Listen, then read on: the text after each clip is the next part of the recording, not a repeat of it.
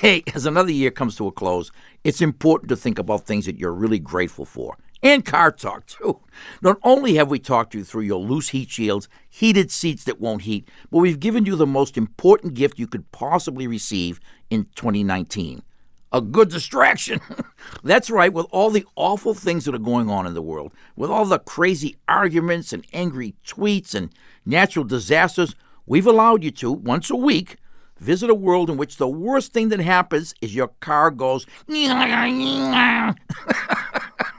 and this is just a wild guess on my part, but if I had to predict the next time you're going to need a really good distraction, I'm going to go way out on a limb here and predict it's going to be next year. Now, you may say, I don't want to always bury my head in the used oil drum. I only want to be distracted from the real world, say, like 90% of the time. Well, we've got you covered there, too, because your year-end pledge to your favorite radio station not only helps support Car Talk, but also supports the best news organization on the planet, NPR. So what are you waiting for? It's the end of the year. Time to help those organizations that make your life better and make other people's lives better, too. Just go online to donate.npr.org/cartalk. That's donate.npr.org/cartalk. Should I do it again? That's donate.npr.org/cartalk. All of us here at Car Talk and NPR, thank you for listening and look forward to spending more time with you of cruel and unusual punishment here at Car Talk Plaza. It is. Does this involve me? It does, yeah. Am I the recipient? I want you to pay attention because there'll be a quiz at the end of this. A Russian scientist and a Czechoslovakian scientist had spent their entire lives studying the majestic grizzly bear. Every year they petitioned their respective governments to allow them to go to Yellowstone Park to study the wondrous beasts. Finally, their request was granted, and they immediately flew to New York and then on west to Yellowstone. They reported to the local ranger station and were told that it was the grizzly mating season and it was much too dangerous to go out and study the animals. They pleaded that this was their only chance. They had been trying for years to get this chance, and finally the ranger relented. The Russian and the Czechoslovakian were given cell phones and told to report in each and every day. For several days they called in, and then nothing was heard from the two scientists. The rangers mounted a search party and found the scientists' camp completely ravaged. No sign of the missing men. Then they followed the trail of a male and female bear. They found the female and decided they had to kill the animal to find out if she had eaten the scientists because they feared an international incident. This is a grisly tale. Sorry about that. It is. They killed the female and cut open the bear's stomach only to find the remains of only the Russian. One ranger turned to the other and said, "You know what this means, don't you?" Of course, the other ranger said. What? Oh. We'll have to check something to do with check. The check's in the mail. That's it! God. If the Russian is in the female, the check is in the mail. Oh, God. Well, I would call that cruel and unusual punishment. For our listeners. Well, if you think that was cruel and unusual, wait till you hear the rest of the show and some of our answers. Anyway, if you have a question about your car or anything else, the number to call is 888-CAR-TALK. That's 8. The check is in the mail. I knew you'd get it. Yeah, you did you? I did. 888-227-8255. Hello, you're on Car Talk. Hi, this is Jessie. I'm calling from Somerville, Mass. Hi, Jessie. Really? Where in Somerville? Up on Summer Street. Near the right hospital. near Union Square. Yep, exactly. So what's going on? So I have a 93 Toyota Camry, and every time I fill my car up with gas, it smells terribly of gas for about 3 days afterwards when I drive it around town. You don't notice, aside from the smell, you don't notice anything else like gasoline on the ground? No, we actually drove it and parked it and moved it from a parking spot, and my husband checked to see if there was any dripping, and there wasn't.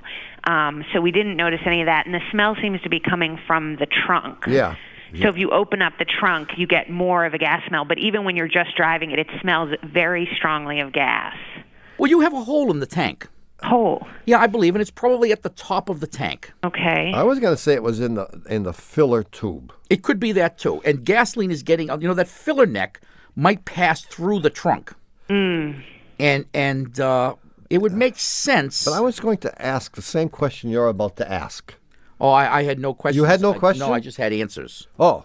But that was it. You weren't going to ask, is the check engine light on? It is not. No. Yeah, I knew it How about wasn't. the Russian engine light? Is that Yeah, the check is in the mail. well, here's how you're going to find it. There are two tried and true methods.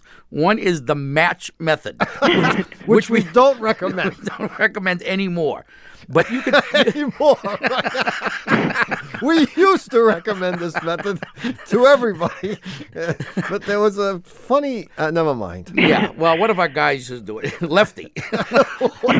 Anyway, the way to find leaks of this kind is to take it to a repair shop and have them use the exhaust gas analyzer. Exhaust gas analyzer. This is the same thing they stick in your tailpipe when you go for an emissions test. Okay. Except they're going to use it to find one of the In things the trunk. it measures is the presence of unburned hydrocarbons.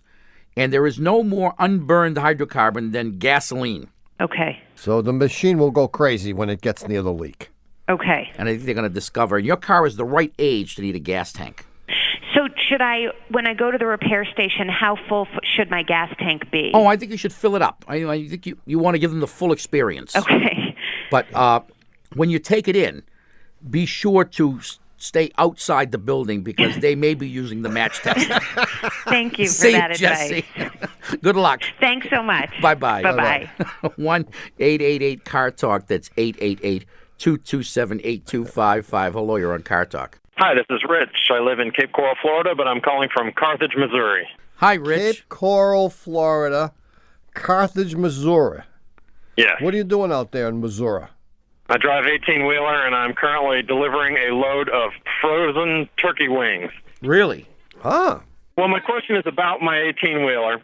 The fuel gauge is completely useless. It's completely unreliable. So I have gone with a very low-tech method. I have gotten a wooden dowel, which I use as a dipstick. Yeah. Sure.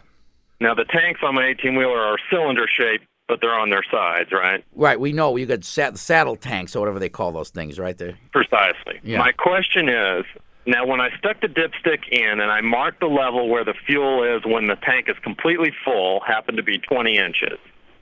Yeah. And I marked 10 inches as a half. My question is, how do I accurately mark 1/4 and 3/4? Because the correct answer, I'm sure, is not 5 and 15 inches. You know it ain't. Okay. We need to know the angle that the stick enters the tank. It's vertical. It's vertical. It's vertical. And Yeah. what's the diameter of the tank? 20 inches. All right, well, this is easy. Shall we go through the math? Yeah, let's do it. Let's do it right now. We know that the volume of a cylinder is pi r squared h. So this thing you said is 20 inches in diameter. in diameter. That's 100 pi times the height. And how long is it? It makes no difference how long it is. Doesn't matter. You can do this in 2 dimensions. I think you can do it in 2 dimensions, but I'm just being careful here. Yeah, okay. So go ahead, I'll watch. If the volume is 100 pi, whoa. I'm going out for sandwiches. Forget volume. You can do it with area. I mean, just draw a circle I got a circle. and draw a diameter. I got it. Okay, and then where would, if you wanted to split that semicircle into halves, Yeah. how would you do that? I don't know. That's the question. Wow. Rich. Well, if it makes it any easier, where 3/4 is not important, but where 1/4 is yeah. very important. Well, if you figure out 1/4, you'll know 3/4. I know. Yeah, they're both going to be the same. This ain't so easy. This is not that This easy. is a calculus problem. Get out. Yeah, You think so? yeah. It's area under the curve, man. Oh, geez, Right? It is. It's area under the. You'll have to call back next week. Is it really a calculus problem? Gee, I think you might be right. I think so. Jeez, this is the kind of problem that's on the SAT. What'd you get in the SATs? I got an 800. No, you didn't. No. Combined. There, I believe. 4 and 4. Wait, we should be able to do this. She's rich. Well, I mean, you have to err on the side of safety. Now, I'm always a kind of a guy who takes a practical approach to problem solving. Yeah. Now, while it may be elegant to solve this with integral calculus, and I'm sure we could if we weren't under the gun, so to speak, Yeah. the way I would do it is this. There are lots of trucks just like yours out there, and you must stop at all the popular truck stops. Oh, excellent. You grab one of the guys and say, hey, anyone got a quarter of a tank? You take your stick, you stick it in this thing, and you put the notch on it. I can work with that. But I thought this was a simple problem. Well, you know what? The more I'm looking at it, the simpler it's getting. But it's we haven't got enough time. But I'll have the answer next week. Okay. Yeah, you can tune in email next me week, the Rich. answer. Yeah, leave us your email address. What Route 90 what? Hey, we have a lot of listeners who are 18-wheeler drivers. Well, we get tired of listening to CB, so we switch to FM. Well, Yeah. thanks for calling, and find someone who's got a quarter of a tank. Okay. Thanks for calling, Rich. Thank you. Bye-bye. Boy, I'm embarrassed. I'm embarrassed that we can't Well, solve under that the problem, right? I know we're under the gun, but we're professionals. we You're going to get 5,000 shouldn't be emails. intimidated. All right, well, we'll work on it. In the See, meantime, what we don't know, there is no formula for the area of No, I'm telling you. pieces of circles. Yeah, there is. You got to do it, integrate between A and B and find the area. We'll figure it out. Just don't stay. I don't want you staying up until 3 a.m. working on this. 1-888-CAR-TALK. That's 888-227-8255. Hello, you're on Car Talk. This is Jill from Missoula, Montana. Hi, Jill. Hello. And I've spoken to you guys before a couple years ago about the problem I've had with the nose pickers. It's me. Gee, I remember would. me? Yes, I do remember you very vividly. In fact, how could one forget? I'm so sorry. But I've been embarrassed the last couple of years. People have pointed me out on the street. Yeah, there goes Jill. I know.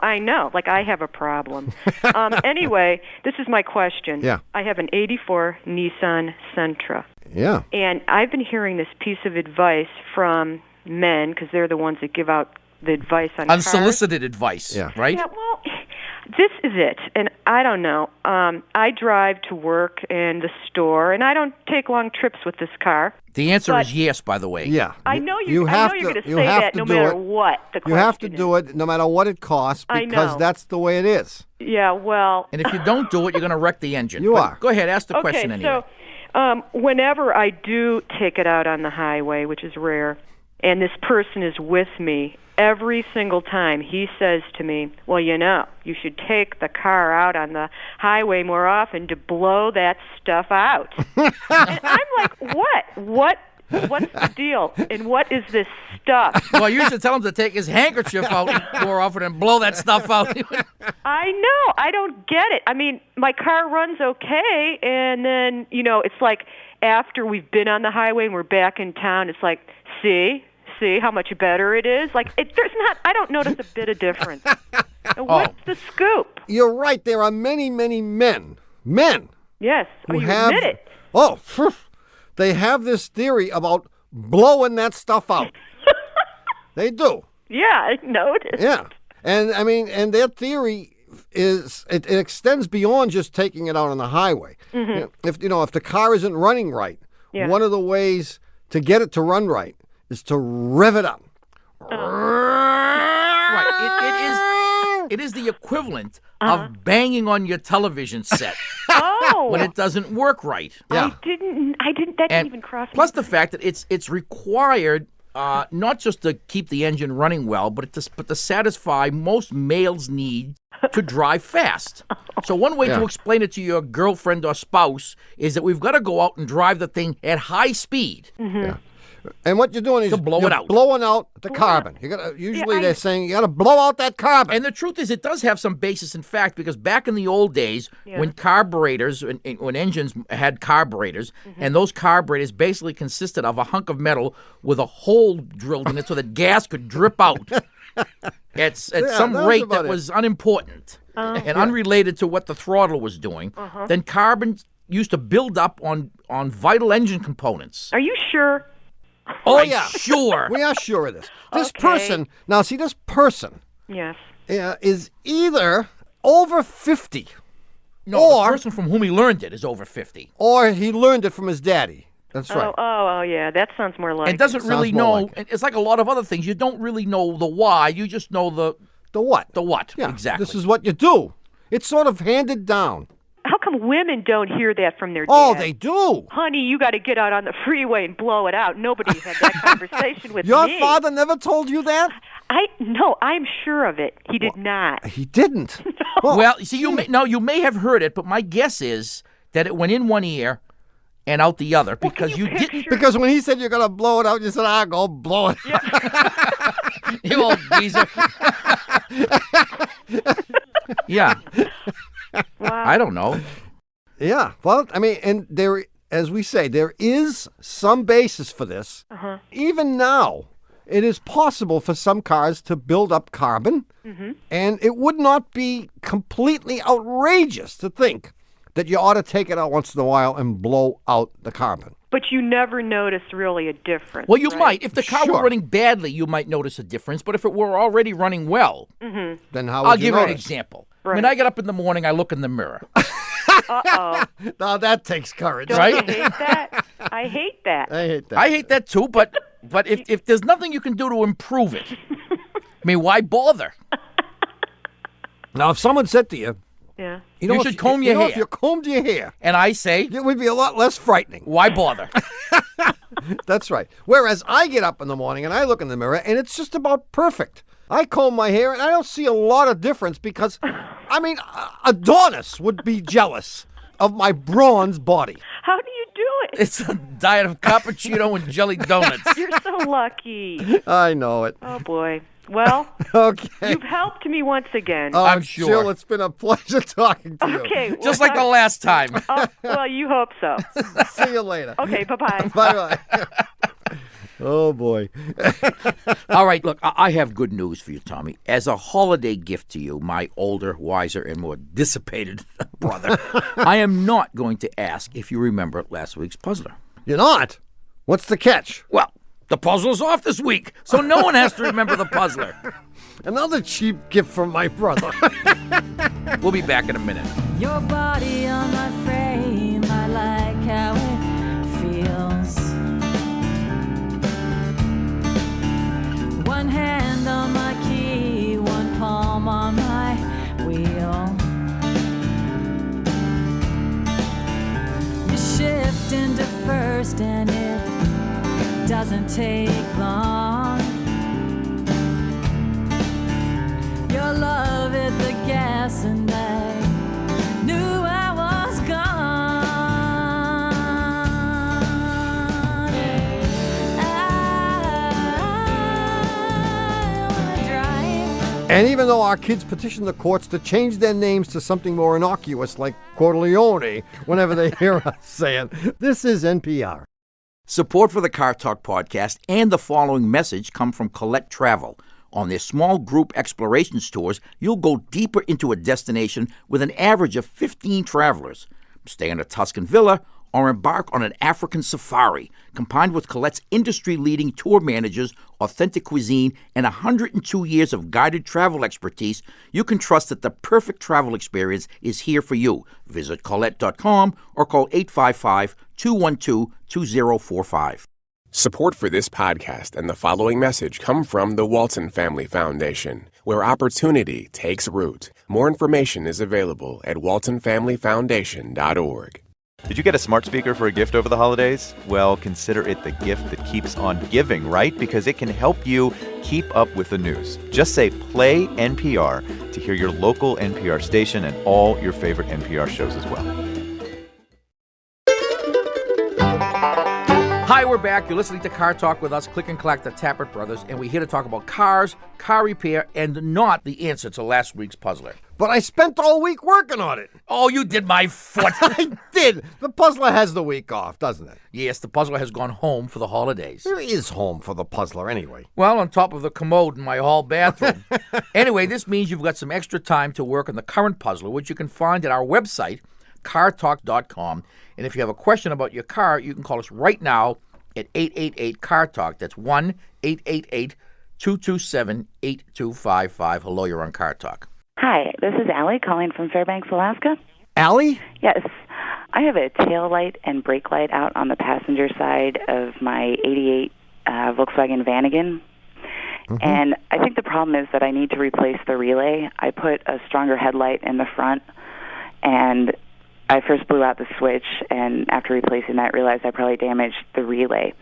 It's been really cold here, and my mechanic doesn't have a garage, and so he won't be able to replace the relay. He works outside in the snow? An igloo. He's got an igloo.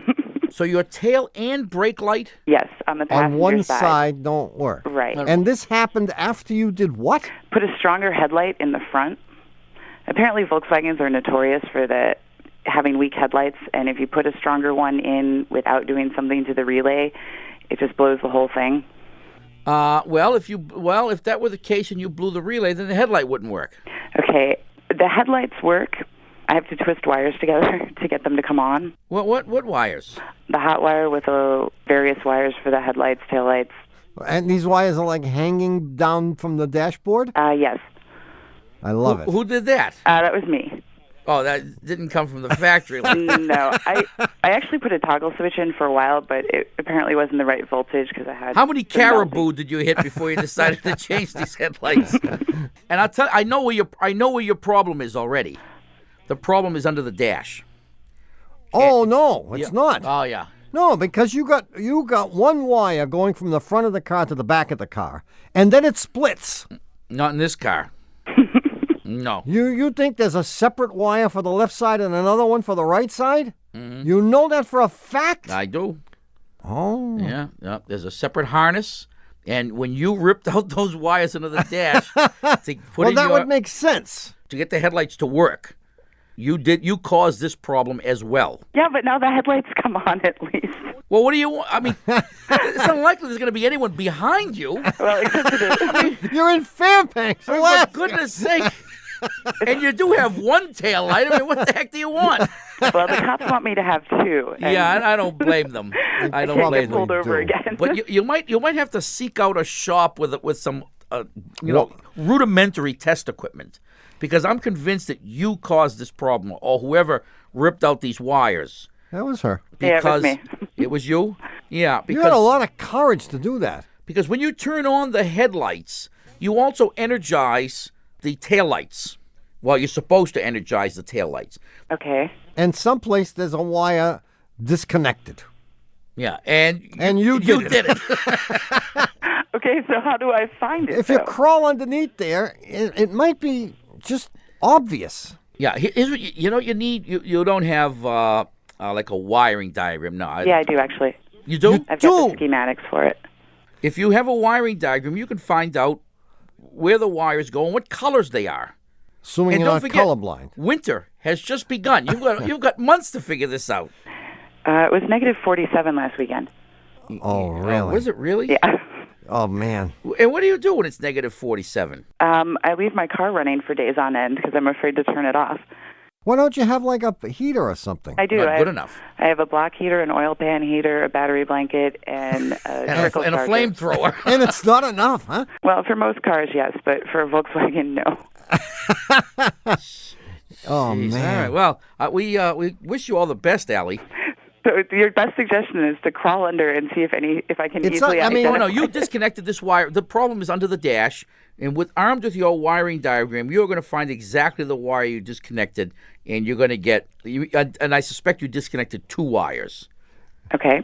Yeah. And when you hook those wires back up, your tail and brake lights are going to work. Okay. Of course, you'll be frozen to death, and they'll find you upside down.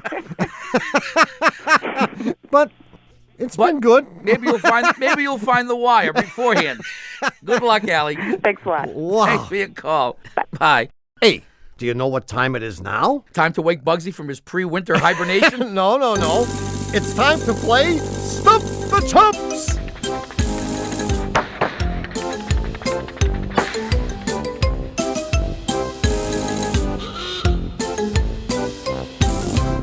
This is the part of the show where we revisit a previous call to see if the advice we gave was darn good, darn bad. Or darned if I know.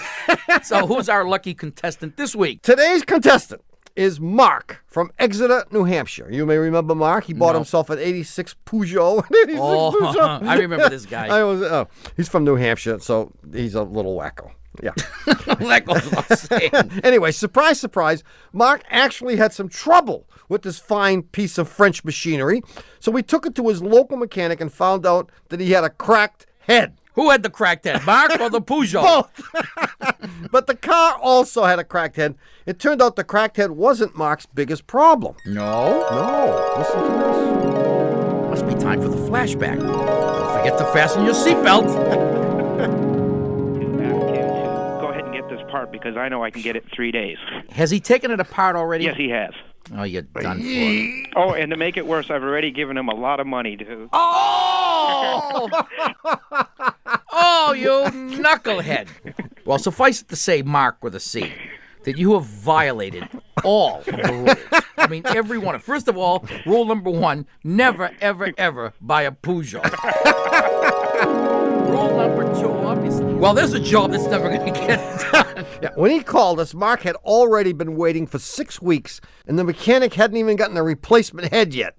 So we explained to Marc that his mistake was paying the mechanic in advance.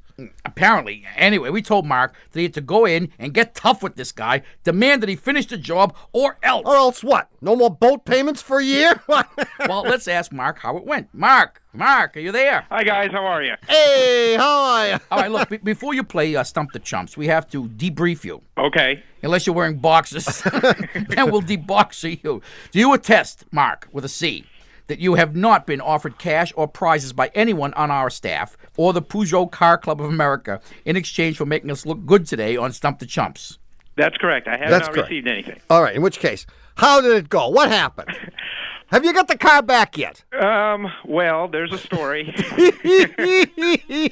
I left the house when I got off the phone with you guys, bound and determined to take your advice. And I walked in there, and lo and behold, even with my tough attitude, the part was in there already. Oh. Okay, and I did have the car the following Monday. Cool.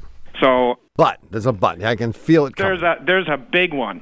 Yeah. Montana size. Yeah, it didn't work. I got to give you a little bit of background so you can know how bad this story is. I have a friend of mine from England who I met a couple years ago. He's a tour guide, and every year when he's up in the New England area, we get together with him. Well, that night that I got the car back, we got him up from Kennebunkport, drove him down here for dinner, had a nice dinner, and about midnight I said, hey, I'll bring you back. I'll try out the new car. Yeah. Midnight, that's a good time. That's a good time to test out a Peugeot. Go ahead. So we get up on the highway, and we get 4 miles down the road, and it overheats. Make a long story short.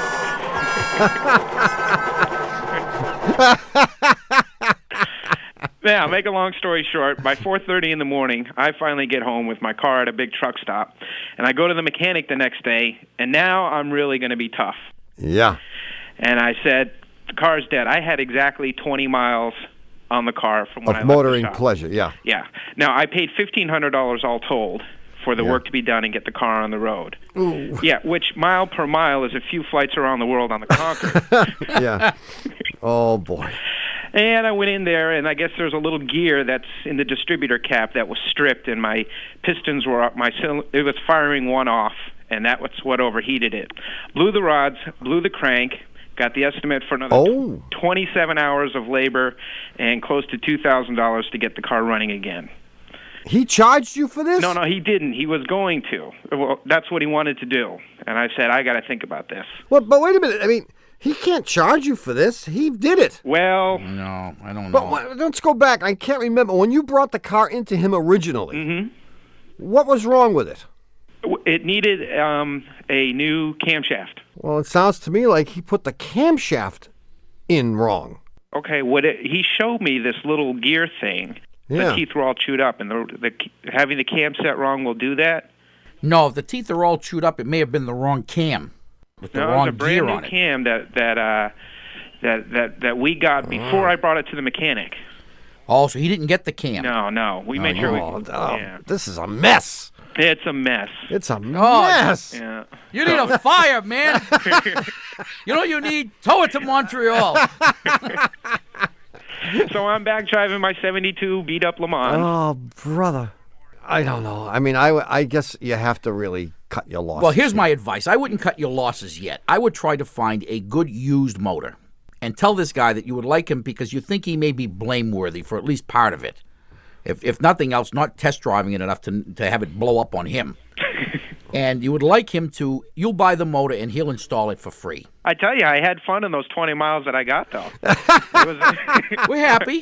And if I had known ahead of time, I would have enjoyed them a lot more. Well, I'm going to predict, Mark, that you will live to be a very old man because you are easygoing. Well, I want to thank you guys for your help.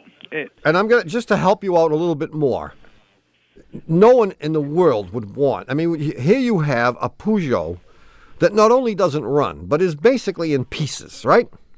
Yeah, and what can you possibly do? It has value of nothing. But Well, I that's can right. tell you what to do with it. You call my brother-in-law. He'll buy it from you. Oh, he will? He'll buy anything.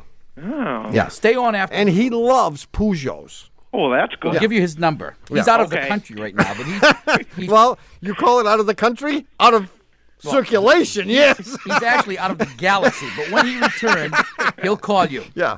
His name is Eugene, and he loves Peugeots. Oh, that's wonderful. Good luck, Mark. Good luck. Okay, thanks, guys.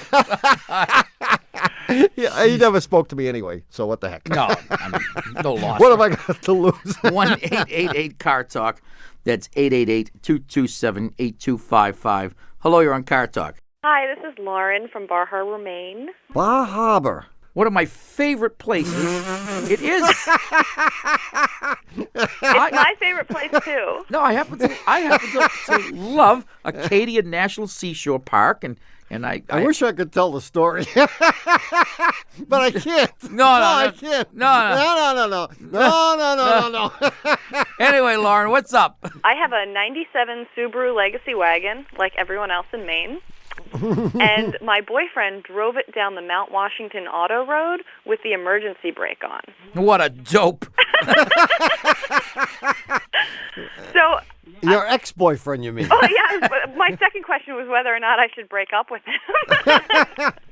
But is this going to have any lasting damage to my car? No, it probably cooked the emergency brake. Okay.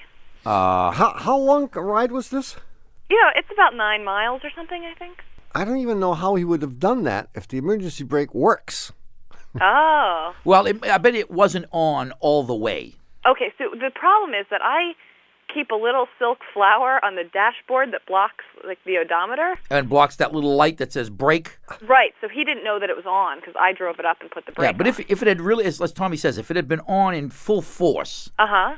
even the fact that gravity was pulling your car down Mount Washington wouldn't have helped very much. Okay. He would have known immediately. So my guess is it was only partially on, which wasn't good anyway, and it probably did cook the emergency brake, but if it did, it did, and you'll find out eventually. Should I have it looked at? Yeah. Yeah. Take it in and have it looked at just to be on the safe side. And then, if it's going to cost a lot of money, you have to decide how who's going to pay. I mean, the fact that you had the light blocked. Well, this is good because this is an interesting problem to have to solve between you. This will determine whether or not you should dump him. I don't want to dump him, but, No, I think this is the kind of thing that tells what kind of a relationship it is. So let's say, for example, you find out that the emergency brake is cooked and needs to be replaced. Mm-hmm. You would hope that he would say, "Oh, Lauren, don't worry. I'll whatever it costs, I'll take care of it. It was obviously my mistake. I should have known better." Right. And on the other hand, he may say, Well, if he didn't have that stupid flower there, and isn't this going to tell you a lot about him? Well, he said, why would you put the emergency brake on anyway? But this does not bode well. Yeah, well, of course, you were on a damn mountain. Of course you're going to have the emergency brake on. Of course. But he doesn't think that you should put the emergency brake on an automatic car. Oh, yeah, well... He's wrong. No, he's wrong. It's in the owner's book. Show him page 23-7, where it says use the parking... It's called a parking brake. Okay. These kinds of discrepancies and disagreements will tell all. Yeah. I mean, I married my present wife because one day she needed a car. So I said, take mine. So she gets on the Massachusetts Turnpike, and as she's driving along at a reasonable speed of about 40 miles an hour, suddenly the hood is vertical. And she can see nothing but the hood. Scared the hell out of her. Did she come over and whack me? No. She said, hon, I think there's something wrong with the hood. You probably should do something about it. And I said, nah. Yeah, and that's, I mean, it was clear that this is a woman who could understand a really stupid person like me. Yeah, evidently. Well, see how it goes, Lauren. Keep us posted. Thank you very much. All right, bye-bye. Bye-bye. All right, it's time to take another short break. And we'll be back with news, weather, and the cricket scores right after this brief message. Step on the gas, you'll go somewhere. It's been designed to take you there. Just as important is where you go. This how you get there, don't you know? Always signal changing lanes. Put the top up when it rains. It's not a quick, fast, or far. It's the journey, not the car. Porsche, Mercedes, Benz, and Ford, Mazda, Rambler, Rolls, Accord, Nova, Chrysler, Jeep, Capri, Lamborghini, SUV, Corvair, Kia, and Peugeot, Chevy, Stinger, GTO, Volvo, Saturn, Saab, MG, Volkswagen, Bus, and Model T, Toyota, Plymouth, Pontiac, Crown Vic, Civic, Cadillac, Mitsubishi, Mercury, Yugo, Jag, Infiniti, Lincoln, BMW, Humvee, and Miata too, Ferrari, Firebird, Fiat, and don't forget the old Dodge Dart. Any one of these can get you far, but remember, it's just a car. And even though the Three Stooges complain that NPR is getting too lowbrow for their taste, whenever we say it, this is NPR. Support for NPR comes from Newman's Own Foundation, working to nourish the common good by donating all profits from Newman's Own food products to charitable organizations that seek to make the world a better place. More information is available at newmansownfoundation.org. Hey, it's me again. Just a reminder that if you haven't pledged yet to your local station, now is a great time to do it. Why? Because you're listening to Car Talk, so we know you won't miss anything important. And your station is counting on you, and they're literally waiting to hear from you. You can pledge online right now by going to donate.npr.org/cartalk. That's donate.npr.org/cartalk. Thanks. Ha! We're back. You're listening to Car Talk with us, Click and Clack, the Tappert Brothers, and we're here to discuss cars, car repair, and not the new puzzler. And I had my pen out and everything. Oh, you were working on your grocery list. Who are you kidding? Well, I should be doing something productive as long as we're here, shouldn't I? Right. Well, anyway, the puzzler is home for the holidays, but if your brain needs a challenge, our web blackers have thoughtfully posted last week's puzzler at cartalk.com. And if you have a question about your car, you call us at 1-888-CAR-TALK. That's 1-888-227-8255-09455. Hello, you're on Car Talk. Hello, this is Eleanor calling from Victoria, British Columbia. Hi, Eleanor. Eleanor. Hi there. How are you? I'm heading off on a 6.5-month bike trip around the world, and I'd like to know what to do for my truck while I'm away. Boy, the ocean's You're going to put pontoons on the bike? The ocean's going to present a problem. 6.5-month bike trip, huh? Yeah. So what do you do for a living that allows you to take 6.5 months off? She's a college professor. I just finished graduate school, and I figured this is my last chance to go off on a trip before I have to work for the rest of my lifetime. You know, everyone I know who has done something like this repeats it about every 3 years. Once it's in your blood, Eleanor, you will be taking months off forever and ever. Good for you. I envy you. So the question is what to do with your truck. Yeah, I've got a 1989 B2200 Mazda pickup. And I'm just wondering, should I do certain things for it to be sure it'll be in good driving condition when I get back, or what should I do to take care of it? Do you have a trusted and loyal friend to whom you could lend this truck that would drive it a little bit but not drive it into the ground? I mean, as you might decide to go on a round-the-world trip with it? Yeah, I mean, it's an 89, so you know it's on its last legs anyway. It's in good shape. My partner is going to look after the house here while I'm away, and I was going to let the insurance run out for 6 months so I don't have to pay for that while I'm gone. Why doesn't he just pay the insurance and he drives it? He has a car. Oh, he has a Subaru, a nice little station wagon. Well, but I think it would be worthwhile to insure this thing. What's it going to cost? A few $100? $500 or so, yeah. Well, here's my concern. You live in an area where there's high relative humidity. Yeah. And boy, that wreaks havoc on parked vehicles. Yeah. For $500, you can insure it, and he can drive his car once and yours the next. Yeah, I mean, you're taking 6.5 months off. You're obviously money's not a big deal for you. Oh, I'm going to spend all my money on this trip, though. So what's I won't another have anything left $500? for insurance. Yeah, well, don't worry about it. Spend the $500. Well, if you don't spend the $500 that way, you'll be spending it to fix stuff when you come back. So you might as well spend it right up front and prevent all of the horrible things that are going to happen to it. So he'll use the handbrake. I mean, he'll do all the kinds of things that he does to his car that have kept that from turning into a pile of junk. But I fear that if you park it, and I also feel that your trip is apt to be more than 6.5 months. You don't think I'm coming back? I don't think you're coming back too soon. If the pontoons don't work, you ain't coming back at all. But I would... I didn't tell you who I was heading off on this trip with, actually. No, by all means. I've managed to round up 4 American men to commit to the trip as well, so I won't be alone. Really? Yeah. 4 men and 1 gal. Who I've never met before, except via email and telephone. I'm sure they're all looking forward to meeting you. How are you getting across the oceans? Well, I'm going by airplane. Traditional mode.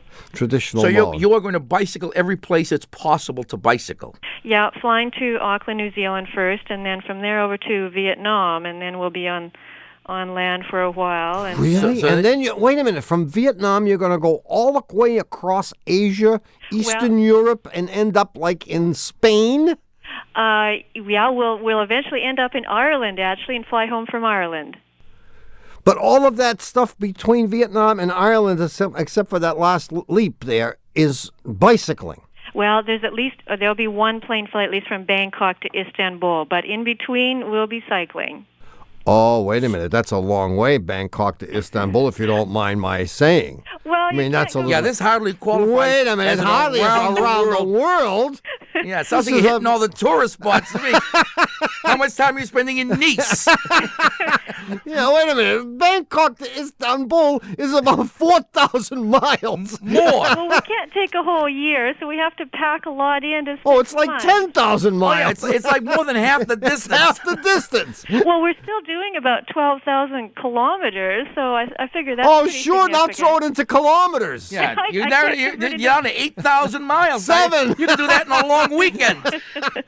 No, I'm not that fast. The guys might be, but I'm not that fast. That's good. You'll get fast running away from those 4 guys, but have your partner, if you can stand to pay the insurance, and I would strongly recommend it. Okay. Have him drive it, because I think in the long run it'll be much cheaper for you. Okay. Good luck, Eleanor. Thanks a lot. And send us, keep us posted. Okay, I'll send you a postcard. Okay, from Istanbul Thailand. when the plane lands. Okay, from Istanbul. Bye-bye. Bye-bye. 1-888-CAR-TALK. That's 888-227-8255. Hello, you're on Car Talk. Yes, this is Nick from Fort Stewart, Georgia. Hi, How you doing, Nick? I'm doing good. How about you guys? Not bad. We're doing great. Good. Where is Fort Stewart, Georgia? It's near Savannah. Really? Oh. Yes. Is that Stewart, S-T-E-W, or S-T-U-A? It's S-T-E-W, as in the Revolutionary War general, not the Civil War general. Oh. Right. General Stewart. I remember him. Never heard of him. Wasn't he your CO when you were at Fort Dix? Yeah, that's him. Jim Stewart, yeah. Anyway, Nick, what's going on? Well, I'm a company commander in the 3rd Infantry Division here at Fort Stewart. Oh, well, no wonder you know about this guy. Yes. And I'm having a problem with some of the Humvees in my fleet, in my company. Mm. Yes. The problem is in the hot summer months, which we have quite a few here in Georgia, the engine will not turn over on some of these Humvees that I have unless you pour cold water on the fuel injector pump. So this kind of, causes for some interesting scenarios. Yeah. Because I'm a brigade headquarters company. So you can imagine the brigade commander, a full bird colonel, standing on the side of a tank trail somewhere while his driver's got his canteen out, dumping it on his fuel injector pump. And so How old are these Humvees? Probably about 7 years. Some up to 7 years old. And do they get a lot of use? Do they have many, not miles, but hours on them? Sure, yes. So they're hard starting whether the engine's been running or not. If this thing's been parked in the sun, right, it's hard to start. Right. Now, in the Army maintenance system, pretty much if you've got a bad part, you replace the entire part.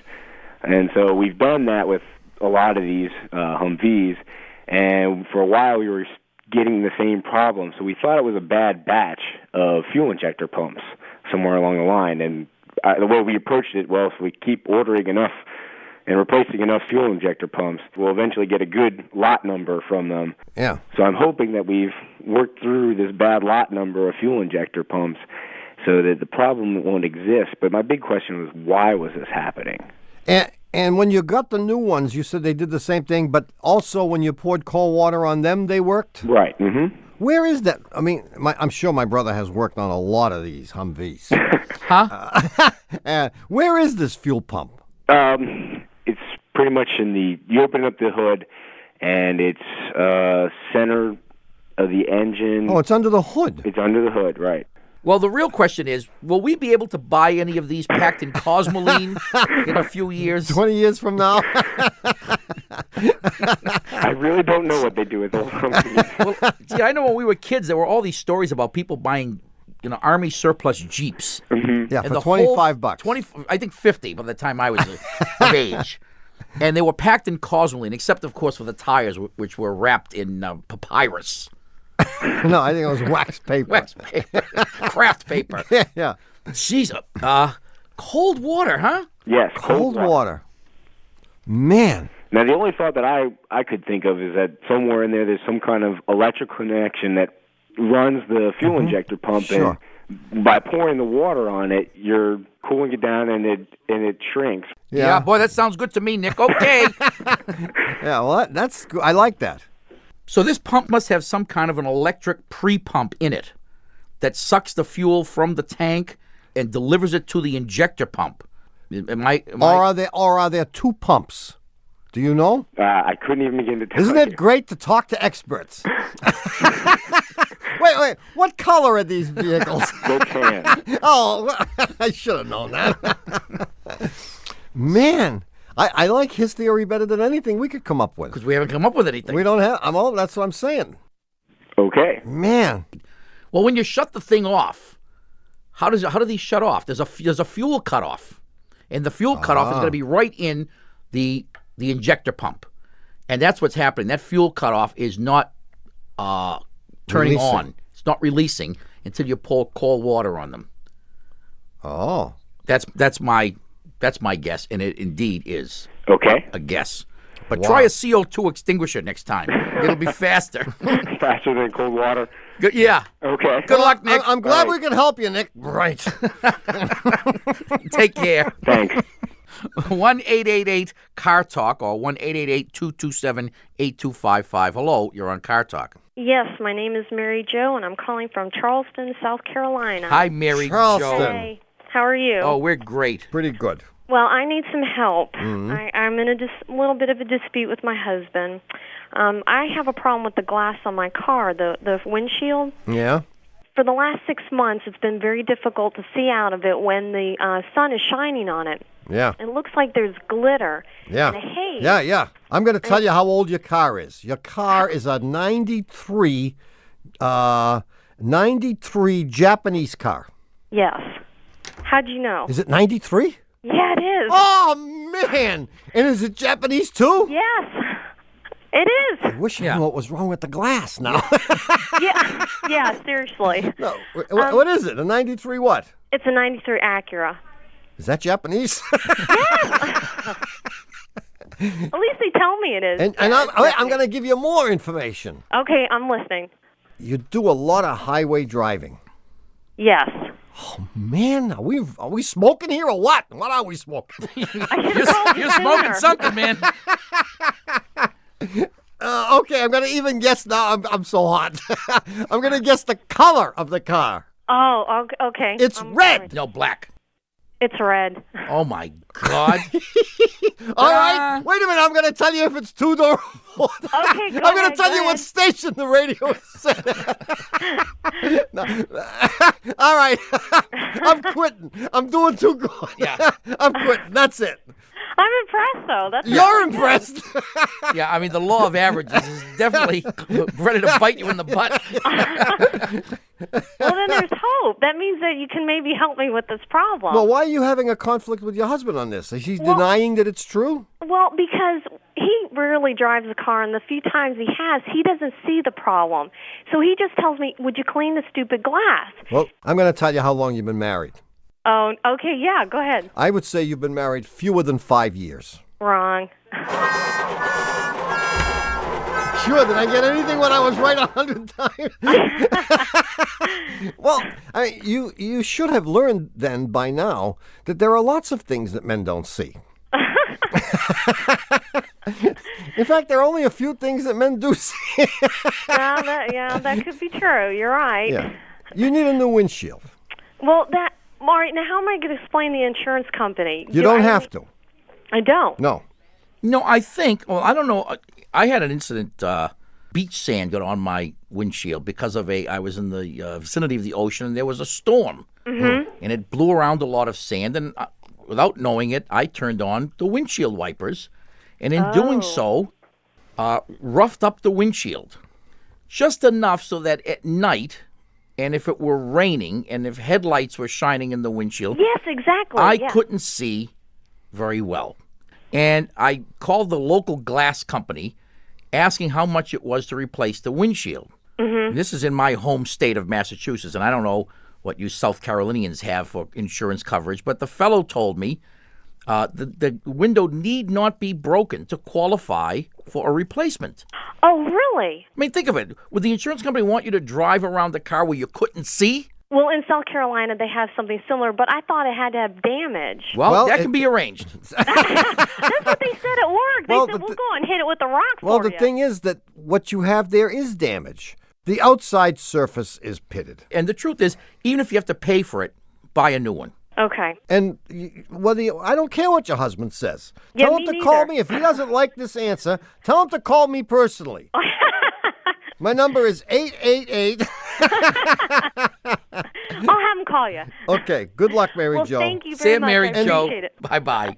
Bye. Thank you. Well, it's happened again. You've wasted another perfectly good hour listening to Car Talk. Who's our esteemed producer? Well, Doug, the subway fugitive, not a slave to fashion, bongo boy, frogman Berman. Oh, no kidding. And our associate producers are David the Calves of Belleville Green and Catherine Frau Blucher Fenolosa. Our web lackey is Doug the Old Gray Mare, assisted by Connie Britchford. Our engineer is John Cartman Perotti. Our theme music is by David Dog Grisman. And our technical, spiritual, and menu advisor, just back from his triumph at the Say It, this is NPR.